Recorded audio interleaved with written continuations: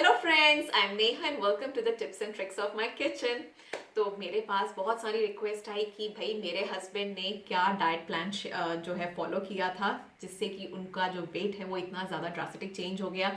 तो of course ginger और lemon tea तो वो पी ही रहे थे, लेकिन ऑफ कोर्स जो मेजर पार्ट होता है हम क्या खा रहे हैं। तो जैसे कि हम जो भी सब्जी खाते हैं या उसके साथ हमारा जो स्टेपल फूड होता है वो रोटी ज़रूर होती है। तो अगर हम रोटी में ही थोड़ी बहुत चेंजेस कर दें और वो जब हम खाएं तो वो अपना ही काम करता, मतलब जो है वेट लॉस वाला जो काम है वो करता जाए इंटरनली, और आप देखेंगे कि हमारा वेट लॉस भी हो रहा है। तो व्हाई नॉट। तो ये जो है हम दोनों ने, मैंने और मेरे हस्बैंड ने स्टडीज करी कि हम अपनी रोटी में ऐसे क्या चेंजेस कर दें कि उससे जो है हमारी जो रोटी है वो वेट लॉस में भी काफ़ी सहायक हो। तो हमने जो है काफ़ी स्टडीज़ की। तो जब मैंने देखा, मैंने कहा यार बचपन में तो मम्मी बोला करती थी रोटी खाओ रोटी खाओ, क्योंकि रोटी से जो है मतलब आपका डाइजेशन ठीक रहता है, सब कुछ रहता है, बढ़िया रहता है। तो भाई उन्होंने कहा, बोलती तो मेरी मम्मी भी यही चीज़ थी। लेकिन फिर हमने देखा कि जो आटा होता है, जो नॉर्मल व्हीट फ्लावर होता है, उसके अंदर एक प्रोटीन पाया जाता है जिसको हम बोलते हैं ग्लूटेन। ठीक है। तो जो ग्लूटेन है, जब हम पेट में खाते हैं तो उसको डाइजेस्ट होने में टाइम लगता है। तो मैं ये नहीं कह रही हूँ कि हमारे जो बड़े लोग थे वो गलत थे, वो बिल्कुल सही थे। क्योंकि पुराने ज़माने में अगर आप देखें, जो हमारी दादी थे या उनके परदादे या जो भी हमारे एंसेस्टर्स थे, वो मेहनत बहुत ज़्यादा करते थे। ठीक है। कि जितने उनको जो फिजिकल एक्टिविटी होती थी वो ज़्यादा होती थी। वहराज अगर हम अपना लाइफस्टाइल देखें तो हमारे लाइफस्टाइल में हम ऑफिसेज में 8 से 9 घंटे हम बैठे रहते हैं। अगर हम घर भी आ जाते हैं तो मशीन्स हैं हमारे पास, बहुत सारी चीज़ें हैं, तो उससे जो हमारा फिजिकल एक्सर्शन है वो इतना नहीं हो पाता है। तो उसी तरह से जब हम रोटी खाते हैं तो वो जो ग्लूटेन है वो ईजिली डाइजेस्ट भी नहीं हो पाता है और वो पेट में काफ़ी देर तक रहता है। तो जब वो पेट में काफ़ी देर तक रहता है, डाइजेस्ट नहीं हो पाता है, तो आपको ब्लोटिंग की भी शिकायत रहती है, इंडाइजेशन की भी शिकायत रहती है। तो इन सब चीज़ों को दूर करने के लिए हमने रोटी में सिर्फ 2-3 चीज़ें जो है अलग कर दी, और उसका जो बेनिफिट हमने जो देखा, ओ माय गॉड, वो आई थिंक आपने रिजल्ट्स में देखा ही था कि उनका वेट जो है काफ़ी कम हो गया। तो जी, हमने वो सीक्रेट इंग्रेडिएंट कौन सा डाला है जी, वो हमने डाला है ओट्स, क्योंकि ओट्स में ग्लूटेन नहीं होता है, वो जो है उसमें फाइबर बहुत ज़्यादा होता है। तो जब हम रोटी बनाते हैं तो आप अब जब देखेंगे कि जो मेजरमेंट्स हमने लिए हैं उससे क्या होता है कि 33% जो है हमारा जो फाइबर कंटेंट है वो हाई हो गया है।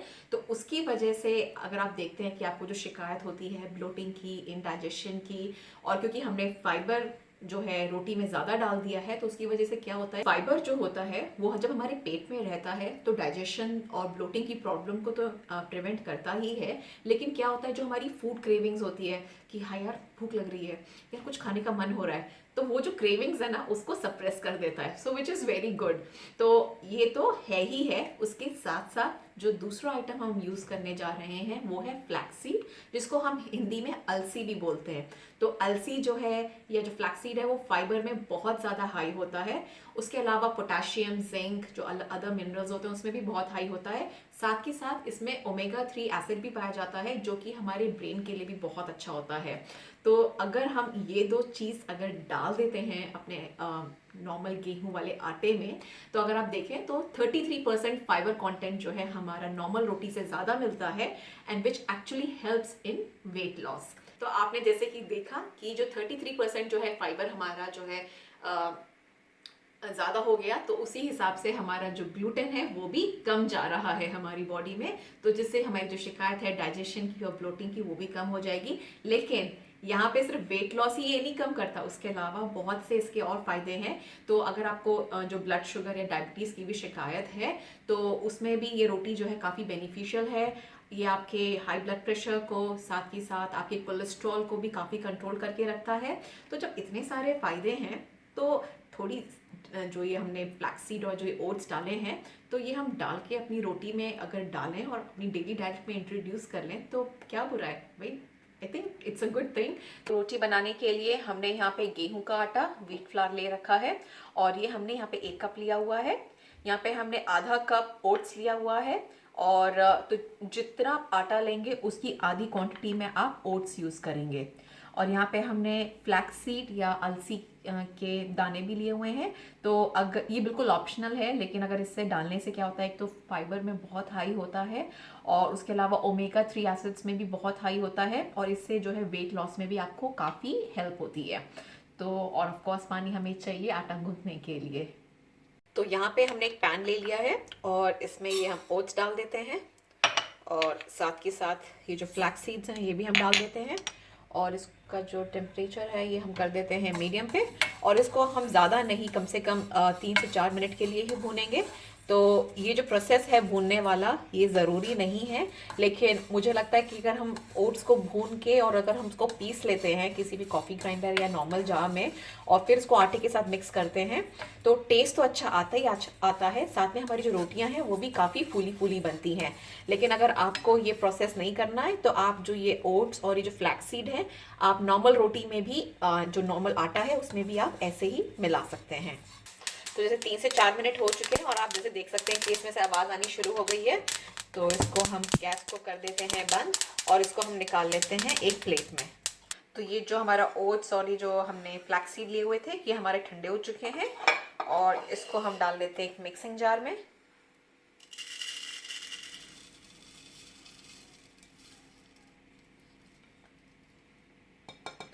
और इसका हम बना लेंगे फाइन पाउडर आटे की तरह। तो अब जैसे कि देख सकते हैं ये हमने इसका बना लिया है बिल्कुल फाइन पाउडर, और ये हम कर देते हैं इसको आटे के साथ मिक्स, और इसको आपस में अच्छे से मिक्स कर लेते हैं।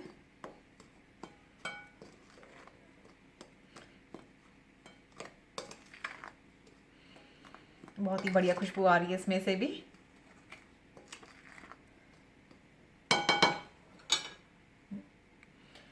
तो ये हमने मिक्स कर लिया आटे को, और अब हम इसको आटे को कर लेते हैं, मार लेते हैं आटे को, इसका डो बना लेते हैं। तो हम धीरे धीरे करके पानी डालेंगे।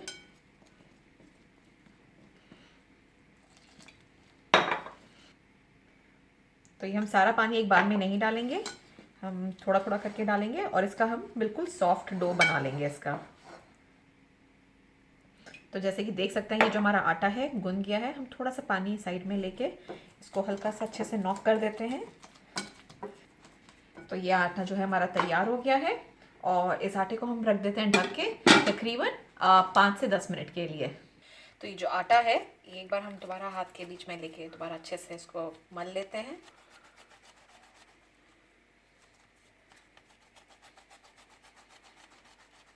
तो ये हमने मल लिया, और आपको जितनी बड़ी रोटी बनानी है आप उतना बड़ा पेड़ा ले लें।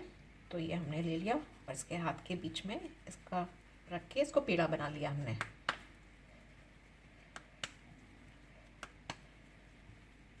और ध्यान रखें जब भी आप पेड़ा बनाएं तो कोई भी जो है बीच में इसमें लाइन या क्रीज नहीं होनी चाहिए।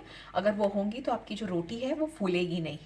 तो ये हमने लिया पेड़ा, और जो नॉर्मल गेहूं का आटा है उसमें रोल कर लिया, सो दैट कि बेलते वक्त हमें आसानी हो।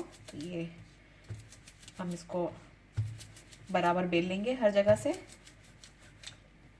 थोड़ा सा आटा और लगा लेते हैं। तो ये जो नॉर्मल चपाती का जो आटा होता है, गेहूं का जो आटा हम लगाते हैं, उससे थोड़ा सा ये हार्ड होता है, तो बेलना थोड़ा आसान हो जाता है।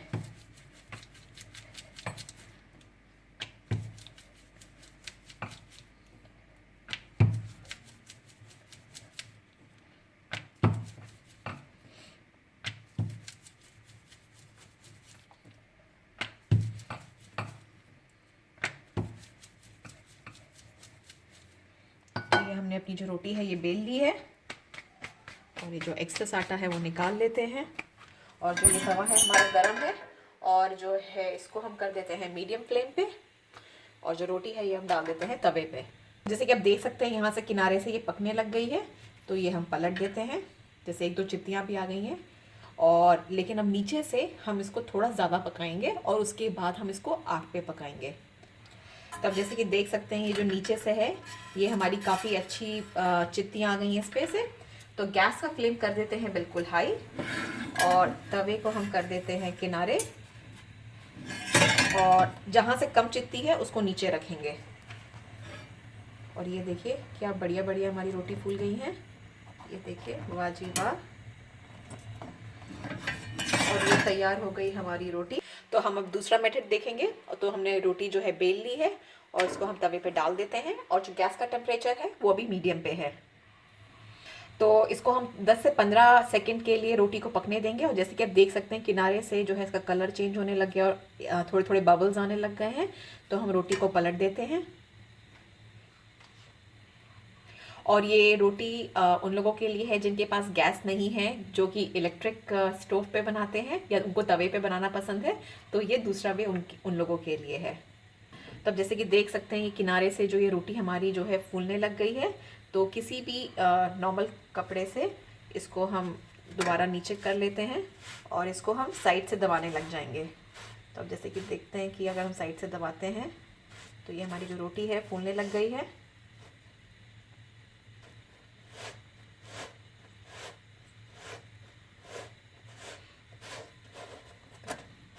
और गैस कर देते हैं कम। और ये तैयार हो गई हमारी रोटी। तो जी ये हो गई हमारी रोटियां तैयार। तो तकरीबन जितनी बड़ी आपने रोटी बनानी है, तो 7 से 8 रोटी बन गई हमारे 1 कप गेहूं का आटा और आधे कप ओट्स में। तो है ना बढ़िया, लाजवाब। तो अगर आपको हमारा आज का ये वीडियो पसंद आया है तो don't forget to hit the like button. और उसके अलावा अगर आपको डाइट प्लान्स चाहिए तो I am more than happy to share with you all. तो मैं एक काम कर सकती हूँ कि हफ्ते में एक दिन जो है ब्रेकफास्ट, लंच और डिनर, इन तीनों का जो है एक वीडियो बना के हफ्ते में एक एक वीडियो मैं रिलीज कर सकती हूँ। तो वो मेरे लिए भी इजी हो जाएगा और आप लोग के लिए भी काफ़ी इजी हो जाएगा। लेकिन अगर वो आप चाहते हैं तो प्लीज़ कमेंट्स में आप ज़रूर लिखना ना भूलें कि आप क्या चाहते हैं, किस तरह का चाहते हैं। I am more than happy to help you guys out. Please don't forget to subscribe to my channel. यहाँ पे सब्सक्राइब बटन होगा, तो प्लीज़ उसको सब्सक्राइब करें मेरे चैनल को। वो इसलिए क्योंकि जो आने वाले डाइट प्लान्स होंगे वो आप मिस नहीं करेंगे।